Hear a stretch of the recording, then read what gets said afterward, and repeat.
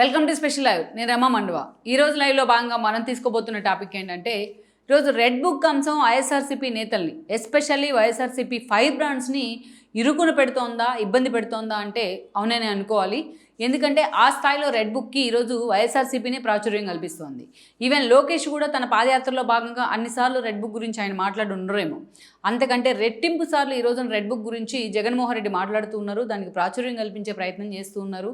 అనేక సార్లు red book గురించి టాపిక్ అయితే వైఎస్ఆర్సీపీలో చాలా సీరియస్గా హాట్ టాపిక్ అవుతోంది. ఈ క్రమంలోనే ఎస్పెషల్లీ ఈరోజు రెడ్ బుక్కి టార్గెట్ అవుతోంది వైఎస్ఆర్సీపీ ఫైర్ బ్రాండ్సే అన్న చర్చ కూడా తెర మీదకి వచ్చింది.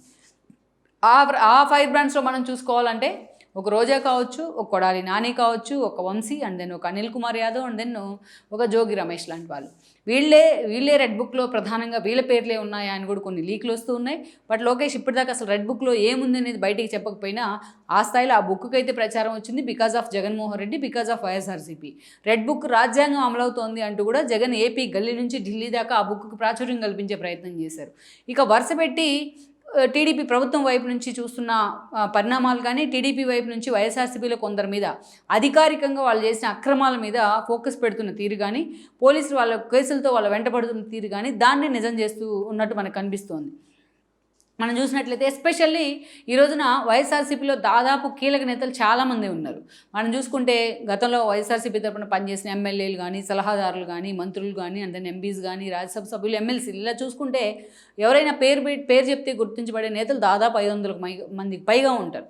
అలాంటి నేతల్లో ఎప్పుడు కూడా అంత ముందుకొచ్చి బూతులు మాట్లాడో, అగ్రెసివ్గా మాట్లాడో, టీడీపీని చంద్రబాబును టార్గెట్ చేసో, పవన్ కళ్యాణ్ తిట్టో అలా చేసే నేతలు అత్యంత అరుదుగా మాత్రమే ఉన్నారు. ఆ పిడికడు మంది మాత్రమే. యాక్చువల్గా ఏ పార్టీలో అయినా సరే, ఇక్కడ ఒక మన విషయం చెప్పుకోవాలి, ఏ పార్టీలో అయినా సరే, ఎక్కడైనా సరే ప్రజల సమస్యల తరపున అగ్రెసివ్గా పోరాటం చేస్తే వాళ్ళని ఫైర్ బ్రాండ్స్ అంటారు. ప్రజల సమస్యలను అద్భుతంగా వినిపిస్తే వాళ్ళని ఫైర్ బ్రాండ్స్ అంటారు. కానీ వైఎస్ఆర్సీపీ మాత్రం అందుకు అతీతం. వైఎస్ఆర్సీపీలో ఫైర్ బ్రాండ్స్ అంటే కేవలం బూతులను ఎండాస్ చేస్తూ మాట్లాడితేనే అది ఫైర్ బ్రాండ్స్ లెక్క. సో అలా ఫైర్ బ్రాండ్స్గా పేరు తెచ్చుకున్న వాళ్ళే మనం చెప్పుకున్న Vamsi, Kodali Nani, and then Anil Kumar Yadav, Roja and Jogi Ramesh, Dwarampudi లాంటి వాళ్ళు. సో ఇప్పుడు ఈ రోజును చూసినట్టయితే ఇప్పుడు మనం చెప్పుకున్న వీళ్ళందరూ కూడా కేసులకైతే అతీతం కాదు. వరుస పెట్టి వీళ్ళ మీద వన్ బై వన్ కేసులు పడుతూనే ఉన్నాయి. సో ఆ రకంగా చూస్తే నిజంగానే లోకేష్ అంటే వీళ్ళు భయపడుతున్నారనే కంటే ముందు లోకేష్ రెడ్ బుక్ అంటే భయపడుతున్నారా అన్న చర్చ కూడా జరుగుతూ వస్తుంది. సో ఆ చర్చ జరగటానికి కూడా కారణం ఉంది. ఎందుకంటే వీళ్ళు ఒక్క విషయం మనం ఇక్కడ క్లారిటీగా చెప్పుకోవాల్సింది ఏంటంటే, వీళ్ళు తమ నోటికే పని చెప్పలేదు. గత 5 ఏళ్ళు మంత్రులుగా ఉన్నారు వీళ్ళల్లో చాలామంది. తమ 5 ఏళ్ల పాటు తమ నోటికే పని చెప్పలేదు. ఈరోజు వాళ్ళ గురించి వస్తున్న కేసులు, వాళ్ళు ఇన్వాల్వ్ అయిన అక్రమాలు చూస్తే వాళ్ళ చేతులకు కూడా వాళ్ళు పని చెప్పారని అనుకోవాలి. ఆ స్థాయిలో అధికారికంగా వీళ్ళ నోరేమో ఈరోజు క్యాడర్కి, రాష్ట్ర ప్రజలకి టార్గెట్ అయితే, వీళ్ళు చేసిన అక్రమాలు ఈరోజు టీడీపీ ప్రభుత్వానికి టార్గెట్ అయ్యాయి. వాళ్ళే తమను అరెస్ట్ చేసి లోపలేయచ్చు అన్న విధంగా అక్రమాలకు పాల్పడి ఈరోజు టీడీపీ చేతుల్లో తీసుకెళ్లి తమ భవిష్యత్తుని అక్కడే పెట్టుకున్నారా, లోకేష్ రెడ్ బుక్కి అవకాశం ఇచ్చారన్న చర్చ అయితే అది జరుగుతూ వస్తుంది. అందుకు కారణాలు కూడా ఉన్నాయి. ఎందుకంటే ముందుగా మనం చూస్తే వైసీపీ తరపున ఫైర్ బ్రాండ్స్ అని చెప్పుకునే వాళ్ళు మనం చూస్తే ఫస్ట్గా ద్వారంపూడి లాంటి వాళ్ళని చూద్దాం. ద్వారంపూడి ఏకంగా ఆయన గతంలో కాంగ్రెస్ నుంచి వయసుతో అసోసియేట్ ఉన్నారు, అండ్ దాన్ని ఎమ్మెల్యేగా పనిచేశారు. తర్వాత జగన్ వెంట నడిచారు, మనకు తెలిసిందే. ఇక మొన్నటి ఎన్నికల్లో ఆయన ఎమ్మెల్యే కూడా అయ్యారు కాకినాడ నుంచి. ఇక అనేక సార్లు అవసరం ఉన్నా లేకపోయినా పవన్ కళ్యాణ్ని టార్గెట్ చేస్తూ వార్తల్లోకి ఎక్కారు. ఏదైతే మనం చూసాం కూడా, రథం తేనెటీగలు తగలబెట్టిన ఇష్యూలో అంతర్వేది అనేక సార్లు ద్వారంపూడిని జనసేన శ్రేణులకి మధ్య ఎన్నోసార్లు ఫైట్ జరుగుతూ వచ్చింది. జనసేన శ్రేణులు వెంటబడి కొట్టించిన చరిత్ర కూడా ద్వారంపూడికి ఉంది. ఏకంగా పవన్ కళ్యాణ్ని బూతులతో మాట్లాడుతూ బూతులతో రెచ్చిపోయిన హిస్టరీ కూడా ద్వారంపూడికి ఉంది. అసెంబ్లీ వేదికగా అదే స్థాయిలో లోకేష్ పుట్టుకుని క్వశ్చన్ చేసి భువనేశ్వర్ని విమర్శించిన చరిత్ర ఉంది. సో ఇవన్నీ చూసినట్లయితే అది కేవలం ఆయన నోటి దురుసు కారణంగా మాట్లాడారని మనం కొట్టిపడేయలేం. ఈరోజు అదే ద్వారంపూడి అడ్డంగా బుక్ అన్నారు సివిల్ సప్లైస్ కేసులోని. ఎందుకంటే అక్రమంగా గోదాంలో నిల్వలు చేసి తన అన్నయ్యలకు వాటన్నిటిని కట్టబెట్టారని చెప్పి ఈరోజు మనోహర్కి మంత్రి పదవి దక్కడంతోనే ఫస్ట్ ఫోకస్ పెట్టింది ఆయన గోదావరి జిల్లాలోనే. ఈరోజు అన్ని విషయాల్లో ద్వారంపూడి ఈరోజు అడ్డంగా దొరికిపోతూ ఉన్నారు. సో అలాంటి ద్వారంపూడిని ఎట్టి పరిస్థితుల్లోనూ వదిలిపెట్టే ప్రసక్తి లేదు, ఫిక్స్ చేయాలన్న విధంగా ఈరోజు ప్రభుత్వం కూడా నిశ్చయించుకుంది. ఆయన అక్రమ కట్టడాలను కూడా ఇప్పటికీ ఆయన అనుచరులకు చెందిన వాటిని కూల్చేసిన సిచ్యువేషన్ అయితే ఉంది. అలా ఇక ఆల్రెడీ మనం అక్కడి నుంచి మనం చూసినట్లయితే కూడా ఇదంతా కూడా చంద్రబాబు నాయుడు పాలన, చంద్రబాబు సీఎంగా ఉన్నారో లేదా పవన్ కళ్యాణ్ డిప్యూటీ సీఎంగా ఉన్నారో పక్కన పెడితే, ఇప్పుడు మనం చెప్పుకున్న ఈ ఫైర్ బ్రాండ్స్ అందరి కారణంగా లోకేష్ కూడా ఎఫెక్ట్ అయిన వాళ్ళే. ఎందుకంటే ఆయన పాదయాత్ర స్టార్ట్ చేయక ముందు నుంచి మంగళగిరిలో ఓటమి పాలైన దగ్గర నుంచి ఆయన ఓటమే ఒక లెక్క, పార్టీ ఓటమి ఒక లెక్క అన్నట్టుగా కూడా పార్టీ వైఎస్ఆర్సీపీ మాట్లాడుతూ వచ్చింది. అంతేకాదు మనం చెప్పుకున్న ఈ 5 బ్రాండ్స్ అందరూ కూడా టార్గెట్ లోకేష్ అన్నట్టు 5 ఏళ్ల పాటు పనిచేస్తారు. ఎందుకంటే లోకేష్ని డిమోరలైజ్ చేస్తే పార్టీ అధినేత డిమోరలైజ్ అవుతారు. పార్టీ అధినేత డిమోరలైజ్ అయితే పార్టీ డిమోరలైజ్ అవుతుంది. అలా ఆ దిశగా లోకేష్ని ఎన్నోసార్లు తమ స్థాయికి తగ్గించుకొని మరి ఆయన హ్యూమిలేట్ చేసిన పరిస్థితి అయితే ఉంది. అనేక రకాలుగా ఆయన ఇబ్బంది పెట్టిన పరిస్థితి అయితే ఉంది. అందుకే వీళ్ళు అందరికంటే మిగతా నేతలు అందరికంటే ముందుగా ఈ 5 బ్రాండ్స్ లాంటి 6 ఆపేడిక్కడ మంది నేతలు ఈరోజు రెడ్ బుక్ అంటే భయపడుతూ ఉన్నారు. దెన్ ద్వానపూర్ దగ్గర నుంచి రోజా విషయానికి వస్తే రోజా నోటికి గోదావరి గట్టి తెగిన గోదావరికి పెద్ద తేడా లేదని అనుకోవాలి. ఎన్నోసార్లు లోకేష్ టార్గెట్గా అసెంబ్లీ వేదికగా కానీ అటు బయట కానీ వినిపించిన బూతులు మహిళా మంత్రి అంటే ఇలా కూడా ఉంటారని ఆశ్చర్యాన్ని కూడా కలిగించాయి. టీడీపీ స్కూల్ నుంచి ఆమె వచ్చున్నారు, బట్ అక్కడి నుంచి వైఎస్ఆర్సీపీలో మహిళా అధ్యక్షురాలు 2 సార్లు ఎమ్మెల్యే. కానీ ఎప్పుడు కూడా రోజా మాట్లాడే సబ్జెక్టు మీద కంటే కూడా బూతులు మాట్లాడటం మీదో తను ఒక మహిళను అన్న మరిచి తను బూతులు ఎండార్స్ చేసేలాగా మాట్లాడిన తీరు నిజంగానే అసహ్యాన్ని కలిగించాయి. చాలాసార్లు ఈరోజు ఇంతమంది మహిళా నేతలు స్టాల్వార్డ్స్ లాంటి నేతలు రాజకీయాల్లో పేరు తెచ్చుకున్నారు, ఎంతోమంది మహిళా నేతలు. అలాంటి వాళ్ళ మీద ఎవరి మీద రానంత ఒక బ్యాడ్ ఇమేజ్ ఈరోజు రోజా మీద అంత స్థాయిలో పోర్ట్రేట్ అయింది అంటేనే మనం అర్థం చేసుకోవచ్చు. సోషల్ మీడియాలో రోజా అనే పేరు కొడితేనే ఈరోజు ఎన్ని ఆమె గురించిన మీమ్స్ కానీ ఎన్ని ఆమె గురించిన విమర్శలు కానీ ఆ స్థాయిలో వస్తాయంటే మనం అర్థం చేసుకోవచ్చు. ఈ క్రమంలోనే రోజా ప్రత్యర్థుల నుంచే కాదు సొంత పార్టీలో కూడా ప్రత్యర్థులను క్రియేట్ చేసుకున్నారు. ఈరోజు ఆమె నోటు దురుసే కాదు, అదొక లెక్క అయితే ఈ రోజున లోకేష్ను ఆయన ఫ్యామిలీను టార్గెట్ చేసింది ఒక లెక్క అయితే, ఈరోజు ఏకంగా రుషికొండ ఏదైతే విలాస్ విషయంలో కానీ అదేవిధంగా టూరిజం శాఖ మినిస్టర్ హోదాలో వాటికి అనుమతులు ఇచ్చిన విధానం కానీ ఆఖరికి టీటీడీ దైవ దర్శనాలను కూడా అంత పవిత్రమైన తిరుమల ఆలయాన్ని కూడా అపవిత్రం చేసేలా 100ల కొద్ది విఐపి దర్శనాలు తన ఖాతాలో చేయించడం కానీ ఇవన్నీ కూడా రోజాని ఈరోజు అడ్డంగా బుక్ చేశాయి. అందుకే నగరిని వదిలి ఈరోజు చెన్నైలో ఉంటున్న పరిస్థితి అయితే ఉంది. అసలు ఆమె రాజకీయాల్లో కొనసాగుతా లేదా అనేది ఒక పెద్ద డౌట్. ఎందుకంటే కాన్స్టిట్యున్సీలో ఆమె ఎంట్రీ అయితేనే మేము ఒప్పుకోమంటూ కేజే ఫ్యామిలీ ఈరోజు అడ్డం తిరుగుతూ వస్తుంది. సో అక్కడి నుంచి మనం కొడాలి నాని విషయానికి వస్తే ఆయన మాజీ మంత్రిగా పనిచేశారు పౌర సరఫరాల శాఖ. సో ఒక సేమ్ కమ్మ సామాజిక వర్గానికి చెందిన వ్యక్తే, టీడీపీ నుంచి వెళ్ళిన వ్యక్తే.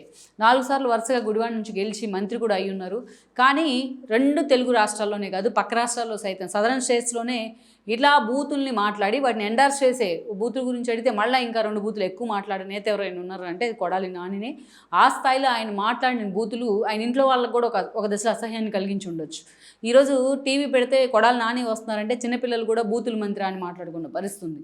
ఆ స్థాయిలో అది అమరావతి ఇష్యూనా లేకపోతే ఇంకొక ఇష్యూనా లేకపోతే వైజాగ్ క్యాపిటలా లేకుంటే అది అసెంబ్లీనా బయట అన్న తేడా లేకుండా కొడాలి నాని మాట్లాడిన బూతులు వాటిని ఎండార్స్ చేసే విధంగా ఆయన చూపించిన ఒక యాటిట్యూడు ఎంతో అసహ్యాన్ని కలిగించింది కొడాలి నాని మీద.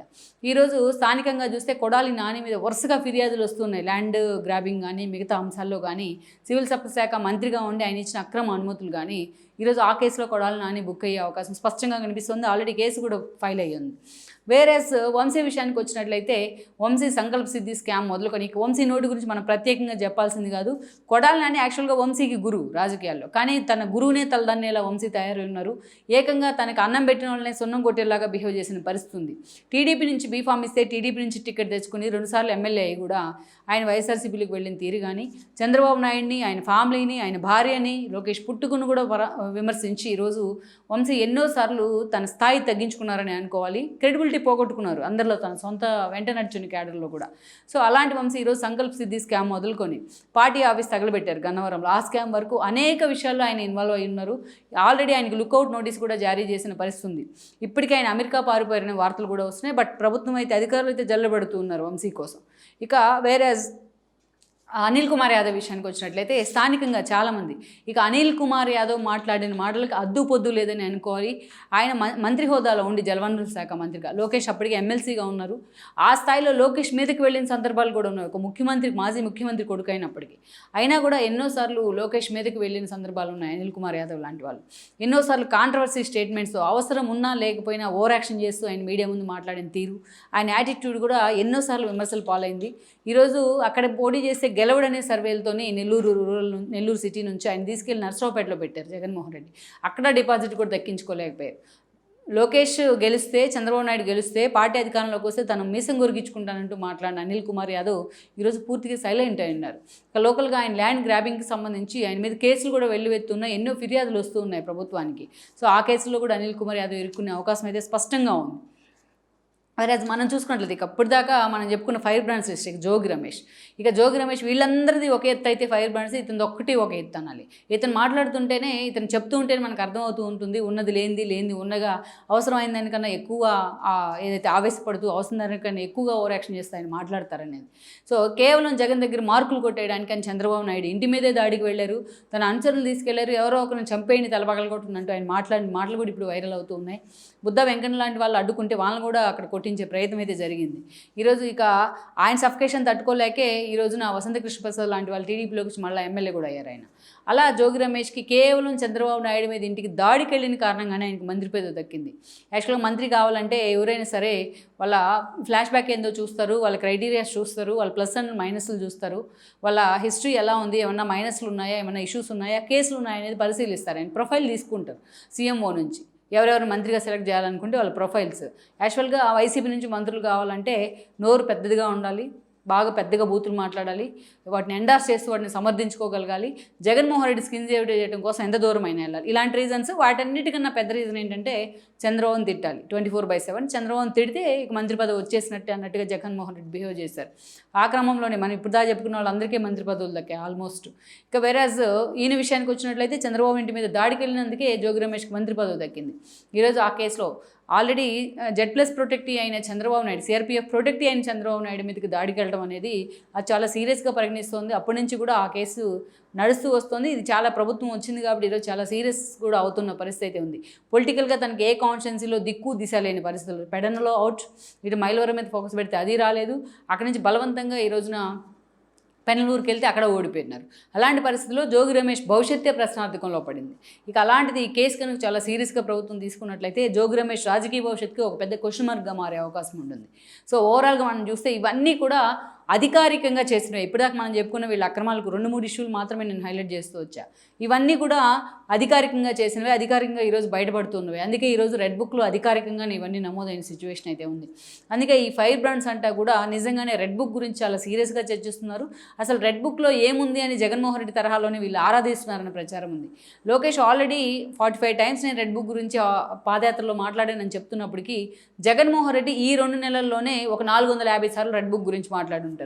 ఏపీ గల్లీ నుంచి ఢిల్లీ దాకా రెడ్ బుక్ గురించే ప్రస్తావిస్తూ వచ్చారు. అందుకే రెడ్ బుక్ పేరెత్తితేనే ఇవాళ వైఎస్ఆర్సీపీలో వణుకు పుడుతోంది అనుకోవాలి. ఈ ఫైర్ బ్రాండ్స్ నిజంగానే రెడ్ బుక్ని చూసి ఉలిక్కి పడుతున్నారని అనుకోవాలి. మొత్తానికైతే మాత్రం ఈరోజు వంశీ లాంటి వాళ్ళు ఆల్రెడీ దేశాన్ని విడిచిపెట్టిపోతే మిగతా నేతలు కూడా తమ కేసుల నుంచి బయటపడాలంటూ రాష్ట్రాన్ని విడిచిపెట్టిపోతున్నారు. తమను కాపాడండి మహాప్రభు అంటూ కొంతమంది నేతలు తమకు పరిచయం ఉన్న నేతలతో, మాజీ టీడీపీ నేతలు వెంటబడే ప్రయత్నం చేస్తున్నారు. అవినాష్ లాంటి వాళ్ళు కూడా ఎగ్జామ్షన్ ఏం కాదు దీనికి, పార్టీ ఆఫీస్ మీద దాడి చేసిన కేసులో. సో ఇలాంటి వాళ్ళందరికీ కూడా ఈరోజు జగన్మోహన్ రెడ్డి తన భవిష్యత్తును తానే చూసుకోలేకపోతున్న సిచ్యువేషన్లో ఈరోజు ఈ ఫైర్ బ్రాండ్స్ భవిష్యత్తు ఏంచి నిజంగానే రెడ్ బుక్ విషయంలో లోకేష్ ఇంకా సీరియస్గా ఫోకస్ పెట్టినట్టు, ఇంకా ఆయన నేను ఓపెనే చేయలేదని చెప్తున్నారు. ఇలాంటి సిచ్యువేషన్లో ఇంకా ఎక్కువగా ఫోకస్ పెడితే వీళ్ళ భవిష్యత్తు ఏ మలుపు తిరగబోతుంది అన్నది మనం చూడాల్సింది.